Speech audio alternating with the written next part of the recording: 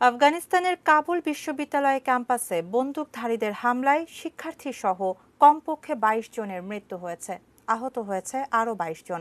The ডন জানায়, সোমবার কয়েকজন বন্দুকধারী কাবুল বিশ্ববিদ্যালয় ঘিরে ফেলে হামলা চালায়।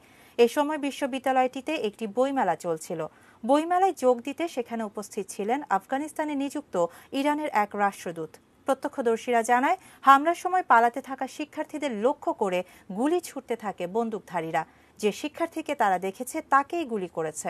বন্দুকধারীদের সঙ্গে নিরাপত্তা বাহিনীর কয়েক ঘণ্টা বন্দুকযুদ্ধের পর পরিস্থিতি নিয়ন্ত্রণে এসেছে বলে জানিয়েছে আফগান স্বরাষ্ট্র মন্ত্রণালয়।